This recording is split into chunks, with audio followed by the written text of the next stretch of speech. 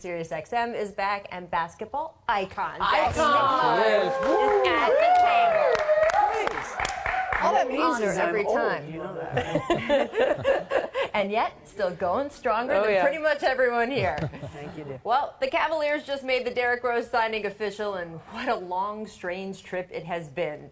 Just 6 short years ago, Rose was the youngest MVP in NBA history. His future seemed littered with promise. But 4 knee surgeries, 2 uniforms, and several controversies later, he is signing with Cleveland for the vet minimum. Now, when the Cavs first started pursuing Rose, the idea was that he might be Kyrie Irving's backup, maybe occasionally play beside him. Now, with Irving asking for a trade, all Rose will likely be to Kyrie is a walking, talking, cautionary tale. Rose, of course, has already had what Kyrie reportedly seeks, right? A team where he's the unquestioned star with game plans and rosters and advertising campaigns all built around him.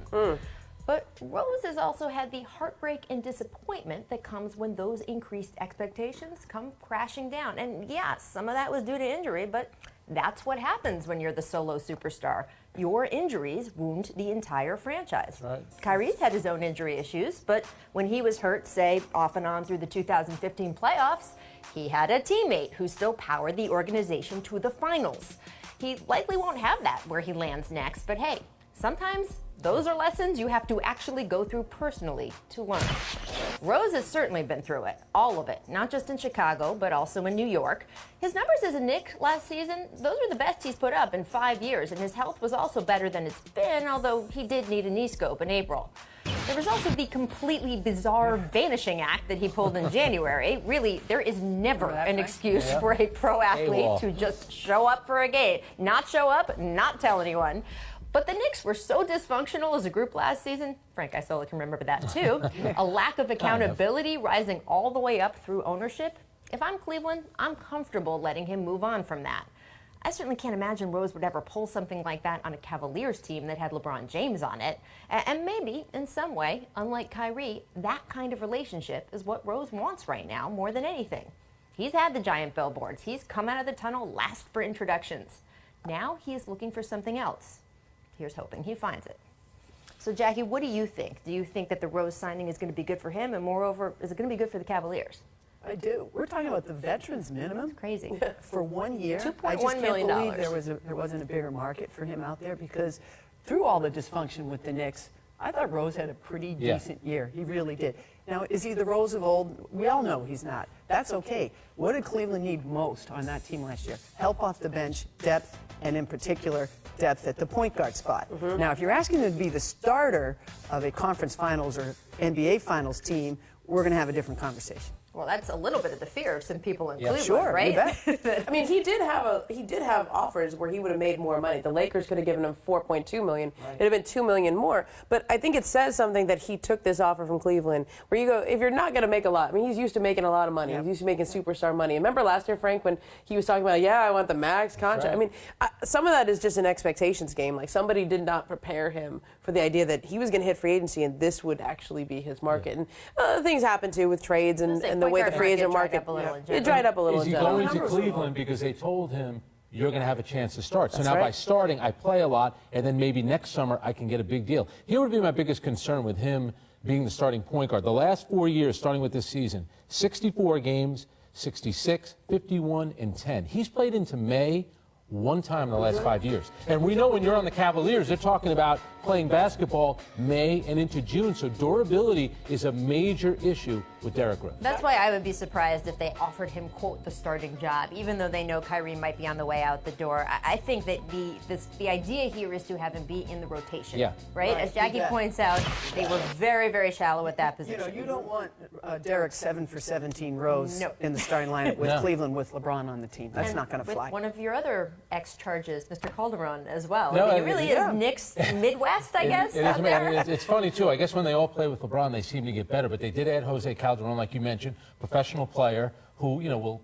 give you insurance at backup point guard. But Derrick, right now, I would say as of right now, until something happens with Kyrie Irving, if we're assuming something will happen, I think he has a chance to be the starting point guard. I think that's one of the reasons he went there. Why wouldn't he be a backup for another team, where maybe he can play more?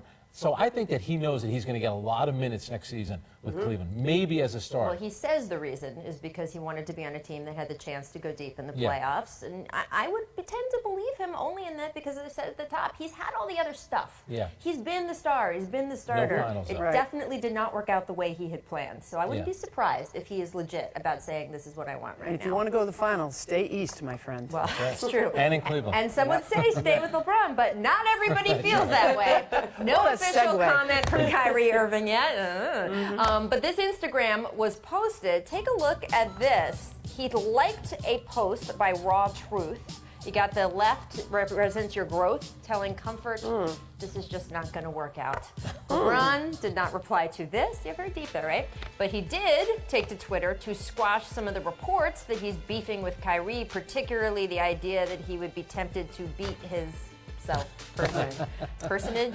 Anyway, Frank, I mean, look. Ooh, it's like Trump did those. Right? wrote that for him. Let's not, definitely not go there in that comparison today, of all days. I do want to ask you, though, we talked yesterday. On some teams, you have general managers who would have taken this situation and at least tried Yep. to massage it. There are conflicts on every team. There are these Yep. little things simmering on almost every team. Kobe Altman was elevated to GM officially yesterday, but there was a big void in the Cavaliers front office for a long time. Do you think at this point it's too far gone for someone to get these guys together in a room and maybe make up here? You know because what? LeBron's Training camp signaling is a still little? far enough away, but I think if you're Kyrie Irving, Jeff Wexler, his agent, been doing this a long time. I think to go in to meet with the owner and say you want to be traded, I think you're laying the pathway for you to leave that team. So I think in his mind, he's telling the Cavs, let's get this done. So I don't think he wants to come back. I think LeBron probably knows that. I also agree with what LeBron did. LeBron cares about his image. So even if LeBron said that to somebody, man, if I ever saw him, I'd beat him up. LeBron's not beating up anybody. Yeah. He's smart enough and he cares about his image enough. But for Kyrie, I think we're past that point where he can come back to the Cavs. I really do. I've just seen it. I mean, I never thought that Kobe could come back after. He went on like 8 radio shows that day. Like, he went on 8. I want to be traded. I want to play anywhere but here. I'm in my car for 40 minutes that day. He wanted to go, right, Jackie? You bet. Big way. I mean, he wanted to play on Pluto, right? What was the Yeah. line? And I remember being at the Laker training camp that October, and it was like, is Kobe going to show up? Is he going to show up? You know, because they didn't have the trade there. And like, he not only showed up, but he came back and won. I mean, it's like, I've seen these things. Sure. Time heals things, and I know in the modern era where we have social media and we, put memes out and likes, and like things change, and there's more people on the record than ever before. But I don't know. I think this can be solved. I don't think he's necessarily out by training camp. I think the difference, Ramona, though, with Kobe in that situation was that wasn't Kobe versus Shaq. That was right. Kobe versus management. And this is, you're talking about 2 players. Now, I covered the big 3 in Boston, and by the end, McHale and Bird weren't doing anything together except for getting on the bus and winning basketball games. They were professionals. They managed to do it. But there wasn't all this public consumption of what happened. That's right. Because now what's happened is LeBron's camp says what they're going to say, Kyrie's camp's going to say what and they no longer have control of how this is being played out. And that's when things get ugly. And also, because too, things get misrepresented, And misinterpreted. Jackie, his name was mentioned in a trade that the Cavaliers were trying to put together, and I think he feels betrayed on that And he has level. And I think a that has a lot to So do let's with go it. back to how his name was out there in trades.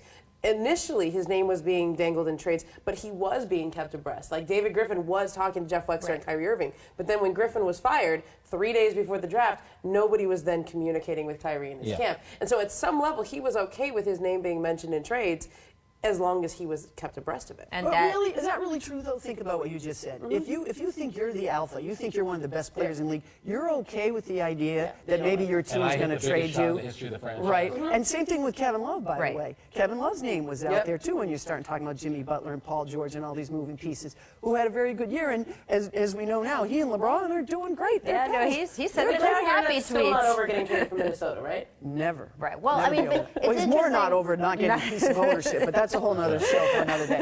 It's interesting, though, that you bring up the franchise, right? Because that is another factor in here. The LeBron element, and do I want to be the alpha? That's a factor. And then obviously the organization in general. We've talked a lot about the void that was left when Griff left and all the little things that have fallen apart.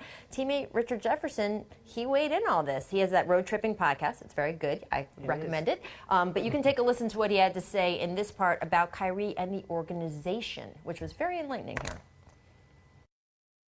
Kyrie is a hyper-intelligent kid. Really, really smart. Doesn't get enough credit for how smart he is. And I think seeing that the franchise is in flux, I think seeing Griff leave and, the amount of coaches, I think Kyrie has had a much tougher time in this stretch of the organization. He's a number 1 pick right after LeBron. Then he has 3 different coaches. Then LeBron comes back. Now there's trade rumors. Now it's LeBron's leaving. It's like at some point in time, even anybody would want some sort of stability. He's had a tougher time, if you look at from start to where we are right now, of the ups and downs of a franchise more than most. Even though we've been successful and even though we've won a championship and he's been an all-star, there's still been so much of a wave. And to be like, we're going to sit here for a whole year on whether or not LeBron's coming back, that's got to be tough on anybody, everybody. Now, Jackie, it's interesting. I mean, look, there was Kyrie rumbling about getting out of Cleveland before LeBron came. There was. So his frustration with this organization isn't new. What do you think when you hear that? I think Richard Jefferson is dead on because he knows everybody involved. And, I did a story earlier in the year about Channing Frye and how he brought that locker room together. And I talked to a lot of people and heard about a lot of situations where teams were together and doing things. It's funny, I really never heard Kyrie's name. Yep. And I think that, and that's not, I'm not saying that he's not liked on the team. I'm not saying any of that, but he's a quiet guy. He's a little more of an introvert than the others, and he likes to do things a certain way. And so when he finally does speak, and when he finally does make a decision, I think sometimes it catches you off guard. You have to look at his background. Like, why is he that way? I mean, his mother died when he was very young, like 3 years old. His father raised him, and a lot of his time was spent sort of teaching himself basketball by himself. He didn't necessarily come up through that. Right. Through, with a bunch of teams. Very good basketball player. Great basketball player. And that's how old I am because I covered his father at BU. Whoa! So there you go. When your godfather's Rod Strickland, things are going okay, and you're a basketball great. He's a very intelligent guy. Think about the choices he made. Going to Duke. Now, people can say whatever you want about Duke, but it's Mike Krzyzewski. He's always going to be connected to that program. And think about the teams that he picked. San Antonio, Miami.